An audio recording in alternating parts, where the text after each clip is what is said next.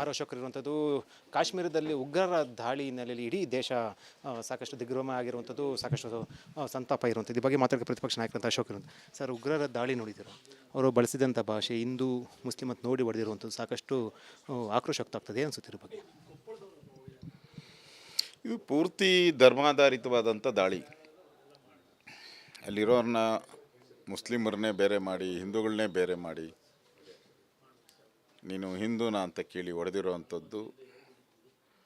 ಇದು ಪಾಕಿಸ್ತಾನ ಮತ್ತು ಭಯೋತ್ಪಾದಕ ಬೆಂಬಲಿಗರು ಯಾರಿದ್ದಾರೆ ಅವರ ಒಂದು ಷಡ್ಯಂತ್ರ ಅನ್ನೋದು ಸ್ಪಷ್ಟ ಕಾಣ್ತಾ ಇದೆ. ಆ ದೃಷ್ಟಿಯಿಂದ ಇದನ್ನು ನಮ್ಮ ನರೇಂದ್ರ ಮೋದಿಯವರು ಸಮರ್ಥವಾಗಿ ನಿಭಾಯಿಸ್ತಾರೆ ಅನ್ನೋ ವಿಶ್ವಾಸ ಇದೆ. ಇಲ್ಲಿ ನಮ್ಮ ರಾಜ್ಯದಲ್ಲೂ ಕೂಡ ಈ ಸ್ಲೀಪರ್ ಸೆಲ್ಗಳು ಜಾಸ್ತಿ ಇದೆ. ಬಾಂಗ್ಲಾದೇಶದವರು, ಪಾಕಿಸ್ತಾನದವರು, ಅವರೆಲ್ಲ ಭಾಳ ಸಾವಿರಾರು ಮಂದಿ, ಲಕ್ಷಾಂತರ ಮಂದಿ ಇಲ್ಲೇ ಇದ್ದಾರೆ. ಅವ್ರಿಗೆಲ್ಲ ರೇಷನ್ ಕಾರ್ಡ್ ಮಾಡಿಕೊಟ್ಟವ್ರು ಯಾರು, ಅವ್ರಿಗೆ ಆಧಾರ್ ಕಾರ್ಡ್ ಮಾಡ್ಕೊ, ಇದು ದೊಡ್ಡ ತನಿಖೆ ಆಗಬೇಕು. ಇದನ್ನು ಅವ್ರನ್ನೆಲ್ಲ ಹೊರಗಾಕಿಲ್ಲ ಅಂದರೆ ಮುಂದೆ ಇದು ಕೂಡ ದೊಡ್ಡ ಸಮಸ್ಯೆ ಆಗ್ತದೆ. ಕರ್ನಾಟಕದಲ್ಲೂ ಕೂಡ ದೊಡ್ಡ, ಈಗ ರಾಮೇಶ್ವರ ಬ್ಲಾಸ್ಟ್ ಆಯಿತು, ಕುಕ್ಕರ್ ಬ್ಲಾಸ್ಟ್ ಆಯಿತು ಮಂಗಳೂರಲ್ಲಿ. ಈ ಥರದ ಘಟನೆಗಳು ರಿಪೀಟ್ ಆಗ್ತಾವೆ ಕರ್ನಾಟಕದಲ್ಲೂ ಕೂಡ. ಯಾರಿಂದ? ಈ ಮುಸ್ಲಿಂ ಸ್ಲೀಪರ್ ಸೆಲ್ಸ್ಗಳಿಂದ. ಆ ಮುಸ್ಲಿಂ ಸ್ಲೀಪರ್ ಸೆಲ್ಗೆ ಯಾರು ಬೆಂಬಲ ಇದ್ದಾರೆ? ಕೆಲವರು ಬೆಂಬಲ ಇದೆ.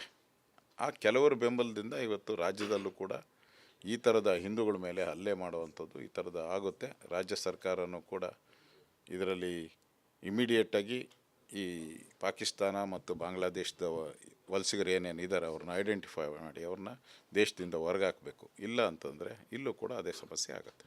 ಗೃಹ ಸಚಿವರಾಗಿ ಕೆಲಸ ನಿರ್ವಹಿಸೋದು ತಮಗೆ ಆದಂಥ ಮಾಹಿತಿ ಇರುತ್ತೆ. ಈ ಸ್ಲೀಪರ್ ಸೆಲ್ಸು ಮತ್ತು ಈ ರೀತಿ ಏನು ಅಕ್ರಮವಾಗಿ ಬಂದಿರೋಂಥವ್ರನ್ನ ಈಗಲೂ ಅದು ಗುರ್ತಿಸ್ಬೇಕಂತ ಕೆಲಸ ಆಗ್ತಾಯಿಲ್ಲ ಅಂತ ಅನ್ಸುತ್ತೆ. ಇಲ್ಲ, ಇವ್ರು ನಮ್ಮ ಇಲ್ಲಿ ಗೌರ್ಮೆಂಟು ಅದ್ರ ಬಗ್ಗೆ ಏನು ಗಮನನೇ ಹರಿಸ್ತಾ ಇಲ್ಲ. ಅದರಿಂದ ಈ ಸರ್ಕಾರನೂ ಕೂಡ ಗಮನ ಹರಿಸ್ಬೇಕು. ಕಾಂಗ್ರೆಸ್ ಅವರು ಇಂಥ ಸಂದರ್ಭದಲ್ಲೂ ಕೂಡ ಒಂದು ಟೀಕೆಯನ್ನು ವ್ಯಕ್ತಪಡಿಸಿದರು. ಅಲ್ಲಿ ಜಮ್ಮು ಕಾಶ್ಮೀರದಲ್ಲಿ ಶಾಂತಿ ನೆಲೆಸುವಂಥ ಪ್ರಯತ್ನ ಕೂಡ ಮಾಡಿಲ್ಲ, ಈ ರೀತಿ ಬಿಂಬಿಸಲಾಗಿತ್ತು ಅನ್ನುವಂಥದ್ದು. ಜೊತೆಗೆ ಅಲ್ಲಿ ಇಂಟೆಲಿಜೆನ್ಸ್ ಫೈಲ್ಯೂರ್ ಅಂತ ಹೇಳಿರುವಂಥದ್ದು. ಗೊತ್ತಿಲ್ಲ ನನಗೆ ಇವರು ಕಾಂಗ್ರೆಸ್ ಅವರು ಯಾರು ಕಾಶ್ಮೀರಕ್ಕೆ ಹೋಗಿ ರಿಸರ್ಚ್ ಮಾಡಿದರು ಅಂತ ಗೊತ್ತಿಲ್ಲ. ಮತ್ತು ಯಾವ ನಿಯೋಗ ಹೋಗಿ ಅಲ್ಲಿ ಲ್ಯಾಂಡ್ ಆರ್ಡರ್ ಸನ್ನಿವೇಶ ಸರಿ ಇದೆ ಇಲ್ಲ ಅಂತ ರಿಸರ್ಚ್ ಟೀಮ್ ಯಾರು ಕಾಂಗ್ರೆಸ್ ಅವರು ಹೋಗಿದ್ರು ಕರ್ನಾಟಕದಿಂದ ನನಗಂತೂ ಗೊತ್ತಿಲ್ಲ. ಮತ್ತು ಆ ರಿಸರ್ಚ್ ಮಾಡುವಂಥ ಜ್ಞಾನ ಇದೆಯಾ ಕಾಂಗ್ರೆಸ್ ಅವ್ರಿಗೂ ಅಂತ ನನಗೆ ಗೊತ್ತಿಲ್ಲ. ಈ ಸಂದರ್ಭದಲ್ಲಿ ಹಿಂದೆ ನಿರಂತರವಾಗಿ ಕಾಶ್ಮೀರದಲ್ಲಿ ಎವ್ರಿ ಡೇ ಕಲ್ತೂರ್ತಾಯಿದ್ರು. ಇವಾಗ ಯಾವನ ಕಲ್ತೂರ್ತಾನ? ಆ ಧೈರ್ಯ ಇದೆ ಈಗ? ತಡೆಗಟ್ಟಿದ್ದಾರೆ. ಮೋದಿ ಬಂದ ಮೇಲೆ ತಡೆಗಟ್ಟಿದ್ದಾರೆ. ಅದಕ್ಕೆ ಮುಂಚೆ ಕಾಂಗ್ರೆಸ್ ಇದ್ದಾಗ ದಿನನಿತ್ಯ ಕಲ್ತೂರೋದು, ದಿನನಿತ್ಯ ಅಟ್ಯಾಕ್ ಆಗ್ತಾಯಿತ್ತು. ಈಗ ಅದನ್ನು 190% ಕಡಿಮೆ ಮಾಡಿದ್ದಾರೆ. 10% ಅಲ್ಲಿ ಇಲ್ಲಿ ನಡೀತಾ ಇದೆ. ಅದ್ರ ಬಗ್ಗೆ ಮೋದಿಯವರು ಗಮನ ಕೊಡ್ತಾರೆ, ಕೇಂದ್ರ ಸರ್ಕಾರ ಗಮನ ಕೊಡ್ತದೆ, ಕ್ರಮ ಆಗುತ್ತೆ. ಇದು ಅಶೋಕರು ಹೇಳಿಕೆ. ಅವ್ರು ಹೇಳ್ತಾ ಇರೋದು ರಾಜ್ಯದಲ್ಲಿ ಕೂಡ ಸ್ಲೀಪರ್ ಸೆಲ್ಗಳಿದೆ, ಇದನ್ನು ಗಮನ ಹರಿಸಬೇಕಂತ ಹೇಳೋ ಮೂಲಕ ಒಂದು ಸಂದೇಶ ಕೂಡ ರವಾನೆ ಮಾಡುವಂಥದ್ದು. ಕ್ಯಾಮ್ರಾ ಪರ್ಸನ್ ಮಧು ಜೊತೆ ವಿಜಯ ಜನ, ರಿಪಬ್ಲಿಕ್ ಬೆಂಗಳೂರು. ಆರ್ ಅಶೋಕರ್ ಇರುವಂಥದ್ದು ಕಾಶ್ಮೀರದಲ್ಲಿ ಉಗ್ರರ ದಾಳಿ ಹಿನ್ನೆಲೆಯಲ್ಲಿ ಇಡೀ ದೇಶ ಸಾಕಷ್ಟು ದಿಗ್ಭ್ರಮೆ ಆಗಿರುವಂಥದ್ದು, ಸಾಕಷ್ಟು ಸಂತಾಪ ಇರುವಂಥದ್ದು. ಈ ಬಗ್ಗೆ ಮಾತಾಡೋಕ್ಕೆ ಪ್ರತಿಪಕ್ಷ ನಾಯಕರಂತ ಅಶೋಕ್ ಇರುವಂಥ ಸರ್, ಉಗ್ರರ ದಾಳಿ ನೋಡಿದ್ದೀರ, ಅವರು ಬಳಸಿದಂಥ ಭಾಷೆ ಹಿಂದೂ ಮುಸ್ಲಿಂ ಅಂತ ನೋಡಿ ಹೊಡೆದಿರುವಂಥದ್ದು ಸಾಕಷ್ಟು ಆಕ್ರೋಶ ಆಗ್ತದೆ. ಏನು ಅನಿಸುತ್ತೆ ಇದ್ರ ಬಗ್ಗೆ? ಇದು ಪೂರ್ತಿ ಧರ್ಮಾಧಾರಿತವಾದಂಥ ದಾಳಿ. ಅಲ್ಲಿರೋರನ್ನ ಮುಸ್ಲಿಮರನ್ನೇ ಬೇರೆ ಮಾಡಿ, ಹಿಂದೂಗಳನ್ನೇ ಬೇರೆ ಮಾಡಿ, ನೀನು ಹಿಂದೂನಾ ಅಂತ ಕೇಳಿ ಹೊಡೆದಿರೋವಂಥದ್ದು. ಇದು ಪಾಕಿಸ್ತಾನ ಮತ್ತು ಭಯೋತ್ಪಾದಕ ಬೆಂಬಲಿಗರು ಯಾರಿದ್ದಾರೆ ಅವರ ಒಂದು ಷಡ್ಯಂತ್ರ ಅನ್ನೋದು ಸ್ಪಷ್ಟ ಕಾಣ್ತಾ ಇದೆ. ಆ ದೃಷ್ಟಿಯಿಂದ ಇದನ್ನು ನಮ್ಮ ನರೇಂದ್ರ ಮೋದಿಯವರು ಸಮರ್ಥವಾಗಿ ನಿಭಾಯಿಸ್ತಾರೆ ಅನ್ನೋ ವಿಶ್ವಾಸ ಇದೆ. ಇಲ್ಲಿ ನಮ್ಮ ರಾಜ್ಯದಲ್ಲೂ ಕೂಡ ಈ ಸ್ಲೀಪರ್ ಸೆಲ್ಗಳು ಜಾಸ್ತಿ ಇದೆ. ಬಾಂಗ್ಲಾದೇಶದವರು, ಪಾಕಿಸ್ತಾನದವರು, ಅವರೆಲ್ಲ ಭಾಳ ಸಾವಿರಾರು ಮಂದಿ, ಲಕ್ಷಾಂತರ ಮಂದಿ ಇಲ್ಲೇ ಇದ್ದಾರೆ. ಅವ್ರಿಗೆಲ್ಲ ರೇಷನ್ ಕಾರ್ಡ್ ಮಾಡಿಕೊಟ್ಟವ್ರು ಯಾರು, ಅವ್ರಿಗೆ ಆಧಾರ್ ಕಾರ್ಡ್ ಮಾಡ್ಕೊ, ಇದು ದೊಡ್ಡ ತನಿಖೆ ಆಗಬೇಕು. ಇದನ್ನು ಅವ್ರನ್ನೆಲ್ಲ ಹೊರಗಾಕಿಲ್ಲ ಅಂದರೆ ಮುಂದೆ ಇದು ಕೂಡ ದೊಡ್ಡ ಸಮಸ್ಯೆ ಆಗ್ತದೆ. ಕರ್ನಾಟಕದಲ್ಲೂ ಕೂಡ ದೊಡ್ಡ, ಈಗ ರಾಮೇಶ್ವರ ಬ್ಲಾಸ್ಟ್ ಆಯಿತು, ಕುಕ್ಕರ್ ಬ್ಲಾಸ್ಟ್ ಆಯಿತು ಮಂಗಳೂರಲ್ಲಿ. ಈ ಥರದ ಘಟನೆಗಳು ರಿಪೀಟ್ ಆಗ್ತಾವೆ ಕರ್ನಾಟಕದಲ್ಲೂ ಕೂಡ. ಯಾರಿಂದ? ಈ ಮುಸ್ಲಿಂ ಸ್ಲೀಪರ್ ಸೆಲ್ಸ್ಗಳಿಂದ. ಆ ಮುಸ್ಲಿಂ ಸ್ಲೀಪರ್ ಸೆಲ್ಗೆ ಯಾರು ಬೆಂಬಲ ಇದ್ದಾರೆ? ಕೆಲವರು ಬೆಂಬಲ ಇದೆ. ಆ ಕೆಲವರು ಬೆಂಬಲದಿಂದ ಇವತ್ತು ರಾಜ್ಯದಲ್ಲೂ ಕೂಡ ಈ ಥರದ ಹಿಂದೂಗಳ ಮೇಲೆ ಹಲ್ಲೆ ಮಾಡುವಂಥದ್ದು ಈ ಥರದ ಆಗುತ್ತೆ. ರಾಜ್ಯ ಸರ್ಕಾರನೂ ಕೂಡ ಇದರಲ್ಲಿ ಇಮಿಡಿಯೇಟಾಗಿ ಈ ಪಾಕಿಸ್ತಾನ ಮತ್ತು ಬಾಂಗ್ಲಾದೇಶದ ವಲಸಿಗರು ಏನೇನು ಇದ್ದಾರೆ ಅವ್ರನ್ನ ಐಡೆಂಟಿಫೈ ಮಾಡಿ ಅವ್ರನ್ನ ದೇಶದಿಂದ ಹೊರಗಾಕಬೇಕು. ಇಲ್ಲ ಅಂತಂದರೆ ಇಲ್ಲೂ ಕೂಡ ಅದೇ ಸಮಸ್ಯೆ ಆಗುತ್ತೆ. ಸರಿ, ಗೃಹ ಸಚಿವರಾಗಿ ಕೆಲಸ ನಿರ್ವಹಿಸೋದು ತಮಗೆ ಆದಂಥ ಮಾಹಿತಿ ಇರುತ್ತೆ. ಈ ಸ್ಲೀಪರ್ ಸೆಲ್ಸು ಮತ್ತು ಈ ರೀತಿ ಏನು ಅಕ್ರಮವಾಗಿ ಬಂದಿರೋಂಥವ್ರನ್ನ ಈಗಲೂ ಗುರ್ತಿಸ್ಬೇಕಂತ ಕೆಲಸ ಆಗ್ತಾ ಇಲ್ಲ ಅಂತ ಅನ್ಸುತ್ತೆ. ಇಲ್ಲ ಇವ್ರು ನಮ್ಮ ಇಲ್ಲಿ ಗೌರ್ಮೆಂಟು ಅದ್ರ ಬಗ್ಗೆ ಏನು ಗಮನನೇ ಹರಿಸ್ತಾ ಇಲ್ಲ. ಅದರಿಂದ ಈ ಸರ್ಕಾರನೂ ಕೂಡ ಗಮನ ಹರಿಸ್ಬೇಕು. ಕಾಂಗ್ರೆಸ್ ಅವರು ಇಂಥ ಸಂದರ್ಭದಲ್ಲೂ ಕೂಡ ಒಂದು ಟೀಕೆಯನ್ನು ವ್ಯಕ್ತಪಡಿಸಿದರು. ಅಲ್ಲಿ ಜಮ್ಮು ಕಾಶ್ಮೀರದಲ್ಲಿ ಶಾಂತಿ ನೆಲೆಸುವಂಥ ಪ್ರಯತ್ನ ಕೂಡ ಮಾಡಿಲ್ಲ, ಈ ರೀತಿ ಬಿಂಬಿಸಲಾಗಿತ್ತು ಅನ್ನುವಂಥದ್ದು. ಜೊತೆಗೆ ಅಲ್ಲಿ ಇಂಟೆಲಿಜೆನ್ಸ್ ಫೈಲ್ಯೂರ್ ಅಂತ ಹೇಳಿರುವಂಥದ್ದು. ಗೊತ್ತಿಲ್ಲ ನನಗೆ ಇವರು ಕಾಂಗ್ರೆಸ್ ಅವರು ಯಾರು ಕಾಶ್ಮೀರಕ್ಕೆ ಹೋಗಿ ರಿಸರ್ಚ್ ಮಾಡಿದರು ಅಂತ ಗೊತ್ತಿಲ್ಲ. ಮತ್ತು ಯಾವ ನಿಯೋಗ ಹೋಗಿ ಅಲ್ಲಿ ಲ್ಯಾಂಡ್ ಆರ್ಡರ್ ಸನ್ನಿವೇಶ ಸರಿ ಇದೆ ಇಲ್ಲ ಅಂತ ರಿಸರ್ಚ್ ಟೀಮ್ ಯಾರು ಕಾಂಗ್ರೆಸ್ ಅವರು ಹೋಗಿದ್ರು ಕರ್ನಾಟಕದಿಂದ ನನಗಂತೂ ಗೊತ್ತಿಲ್ಲ. ಮತ್ತು ಆ ರಿಸರ್ಚ್ ಮಾಡುವಂಥ ಜ್ಞಾನ ಇದೆಯಾ ಕಾಂಗ್ರೆಸ್ ಅವ್ರಿಗೂ ಅಂತ ನನಗೆ ಗೊತ್ತಿಲ್ಲ. ಈ ಸಂದರ್ಭದಲ್ಲಿ ಹಿಂದೆ ನಿರಂತರವಾಗಿ ಕಾಶ್ಮೀರದಲ್ಲಿ ಎವ್ರಿ ಡೇ ಕಲ್ತೂರ್ತಾಯಿದ್ರು. ಇವಾಗ ಯಾವನ ಕಲ್ತೂರ್ತಾನ? ಆ ಧೈರ್ಯ ಇದೆ ಈಗ? ತಡೆಗಟ್ಟಿದ್ದಾರೆ. ಮೋದಿ ಬಂದ ಮೇಲೆ ತಡೆಗಟ್ಟಿದ್ದಾರೆ. ಅದಕ್ಕೆ ಮುಂಚೆ ಕಾಂಗ್ರೆಸ್ ಇದ್ದಾಗ ದಿನನಿತ್ಯ ಕಲ್ತೂರೋದು, ದಿನನಿತ್ಯ ಅಟ್ಯಾಕ್ ಆಗ್ತಾಯಿತ್ತು. ಈಗ ಅದನ್ನು 190% ಕಡಿಮೆ ಮಾಡಿದ್ದಾರೆ.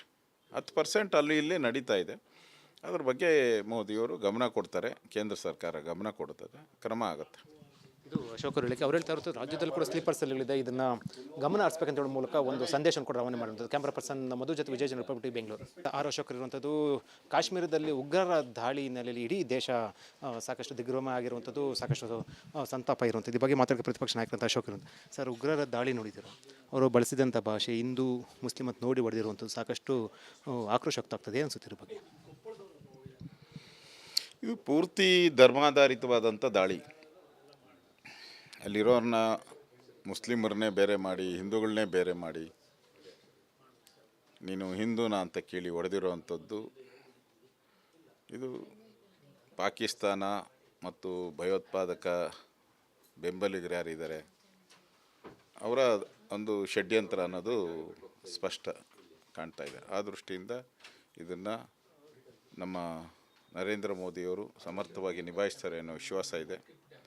ಇಲ್ಲಿ ನಮ್ಮ ರಾಜ್ಯದಲ್ಲೂ ಕೂಡ ಈ ಸ್ಲೀಪರ್ ಸೆಲ್ಗಳು ಜಾಸ್ತಿ ಇದೆ.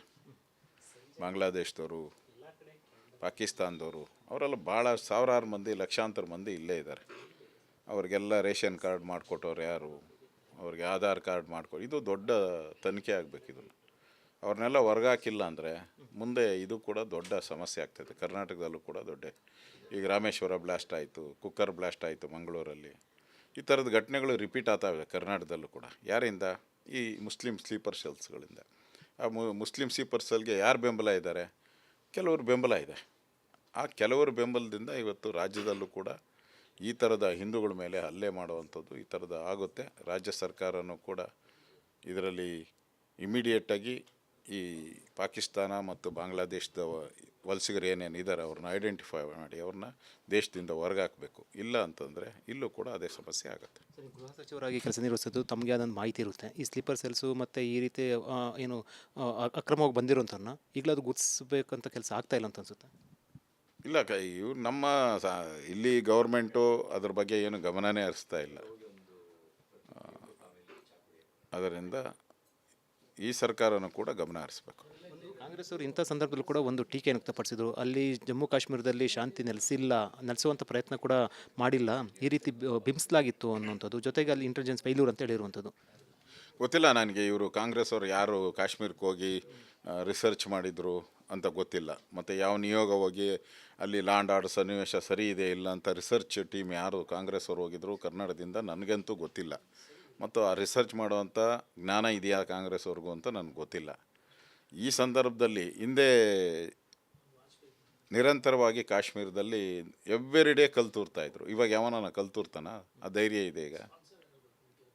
ತಡೆಗಟ್ಟಿದ್ದಾರೆ. ಮೋದಿ ಬಂದ ಮೇಲೆ ತಡೆಗಟ್ಟಿದ್ದಾರೆ. ಅದಕ್ಕೆ ಮುಂಚೆ ಕಾಂಗ್ರೆಸ್ ಇದ್ದಾಗ ದಿನನಿತ್ಯ ಕಲ್ತೂರೋದು, ದಿನನಿತ್ಯ ಅಟ್ಯಾಕ್ ಆಗ್ತಾಯಿತ್ತು. ಈಗ ಅದನ್ನು 190% ಕಡಿಮೆ ಮಾಡಿದ್ದಾರೆ.